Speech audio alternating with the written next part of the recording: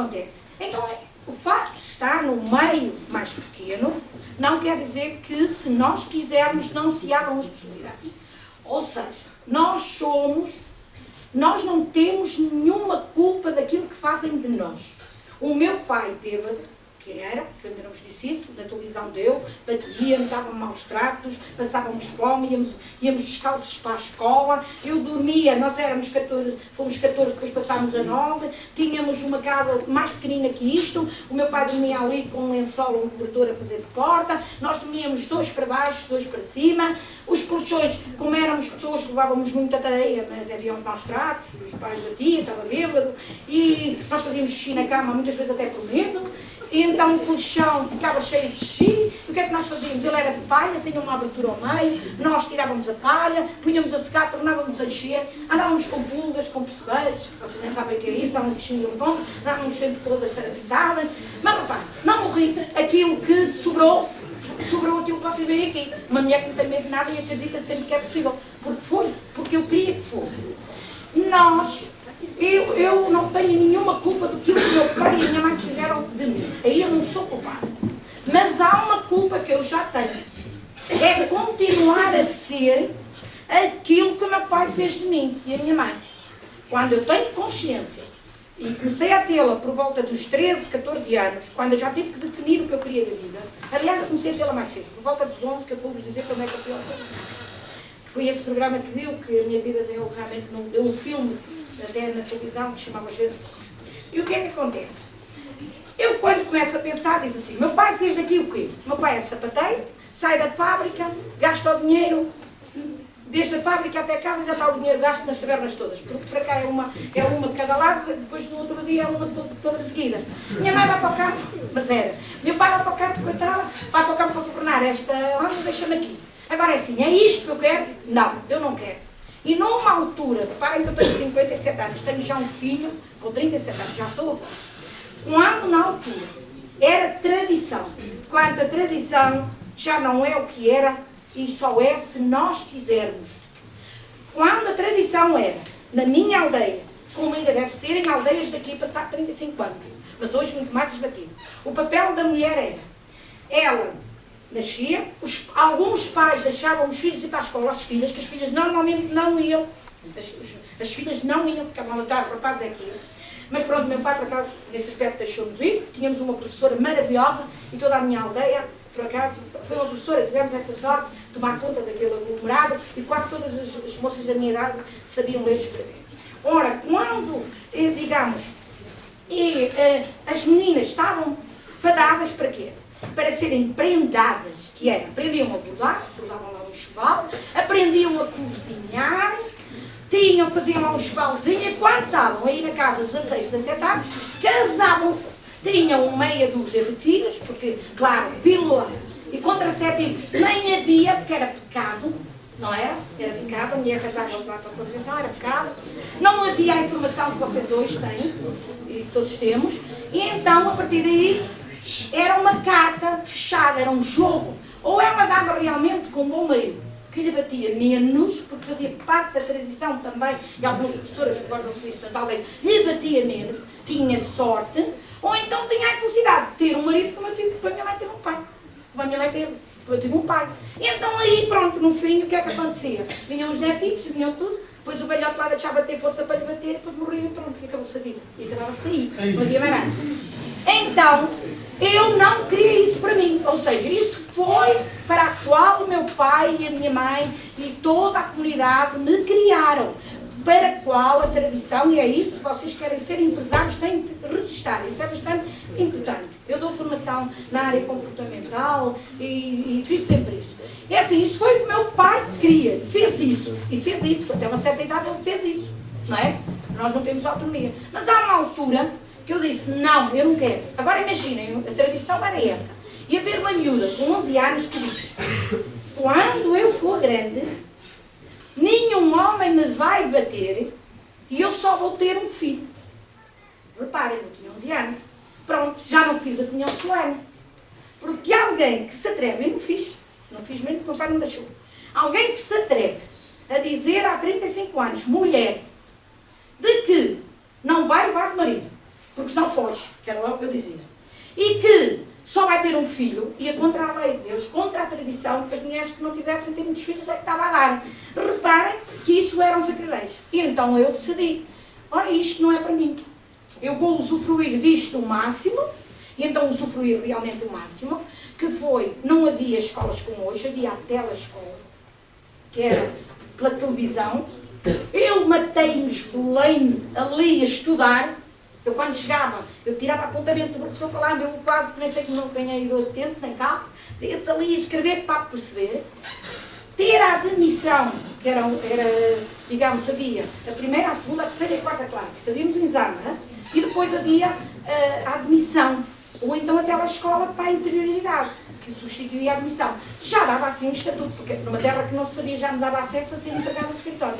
Então o que é que eu fiz? Eu estudei muito, porque eu sabia que aquele seria a minha escada para eu sair do tal cerco, digamos, que seria a porta da saída daquela cadeia, daquele sítio, daquela forma de vida que eu não queria. E como eu não queria isso, paguei um preço. Esse preço foi na aquisição da maior número de conhecimentos para eu me sobressair, para eu conseguir não ser digamos, ir-me embora. E então, já com a admissão, fui servir. A minha está nada melhor, também as filhas também eram para isso. Também eu servir. E eu fui servir. Onde é que eu fui? Fui servir para Lisboa. Fui servir para Lisboa, para casa de uma senhora, fui tomar conta de uma menina. Ora, eu nunca tinha visto brinquedos na minha vida. Não, nunca tinha visto, tirando os trapos. Nunca tinha visto. E na feira, porque a minha mãe não comprava. Era aquela menina pequenininha, uma bonequinha assim deste tamanho, puxava o bolinho, a minha mãe não comprava. E o que é que acontece? Eu fui servir, mas claro, quando vi brinquedos, vim-me logo embora, a patroa manda-me logo embora. Porque eu quando vi brinquedos, eu em vez de deixar a menina brincar, achei que era melhor metê-la dentro de um gavetão de um guarda-vestidos, fechadinha para ela estar quieta, não havia parque, e brincar eu com os brinquedos. Também é verdade que seja dito, que eu também tenho idade para brincar, porque com 11 anos ainda é idade para brincar. Claro, a patroa, eu não servi. Vim-me embora. E o meu pai, de castigo, depois ganhei uma fama, porque depois a candeia que vai à frente, tal, nas empresas de imagem, candeia que vai à frente, talvez duas vezes. A imagem é muito importante. Ganhei má fama, porque realmente uma criada de servir vai tomar conta de meninos. E que o mete na gatão de um guarda-vestidos para brincar com os brinquedos não serve mais para tomar conta de meninos com ninguém. Claro, eu também é verdade, seja dito, também não queria tomar conta da minha neta. Fui servir para um labrador, que era um labrador, eram umas quintas. E então o meu trabalho era ir levar as vacas e até apanhava a bosta, que era o que com as próprias mãos. E porquê é que se apanhava o pacote da vaca com as mãos? Porque era para fechar, misturada com cinza, fazia-se uma mistura com cinza, para fechar os fornos, que eram fornos onde se curtia o pão, que eram uns fornos de lenha, que se cozia lá o pão, e aquela era verdade. Vocês estão a rir, mas olhem que isto é verdade. E há muita gente que está a pensar. Vejam lá que o mundo evoluiu. E o quanto vocês são felizes. Já pensaram nisso? Vocês já pensaram que agora tem micro-ondas, tem o pãozinho? O pão era feito. E agora imaginem uma garota de 11 anos a fazer isso. Agora é uma coisa, vocês agora perguntaram, devem estar aí a perguntar, pá, coitadinha da criança, podia ser muito infeliz. Não, eu não era infeliz. E vocês sabem porque é que eu não era infeliz? Porque eu estava lá, mas eu não estava lá nada. Eu estava já a pensar como é que saía dali. E só havia uma maneira de sair dali. Era ganhar mais conhecimentos com o meu patrão.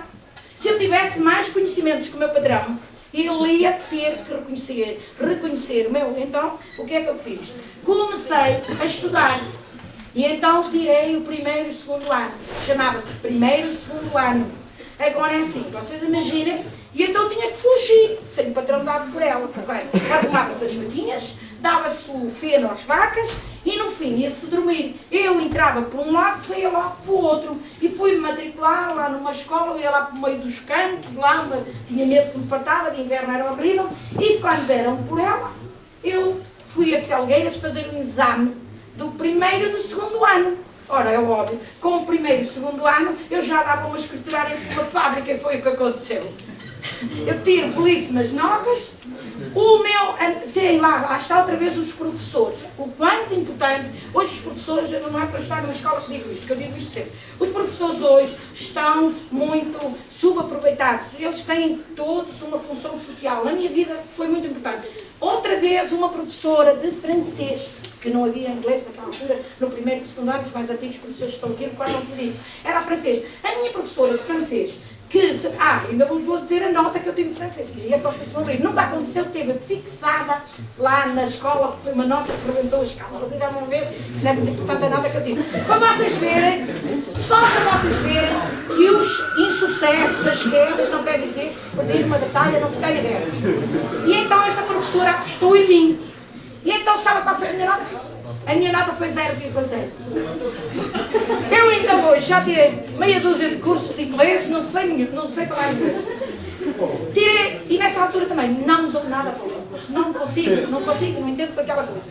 E então, o que é que eu fiz? É 0,0. A professora bem fez um esforçozinho para me dar um 9. Agora passa-se com 9, nessa altura com 9 tinha que ser oral.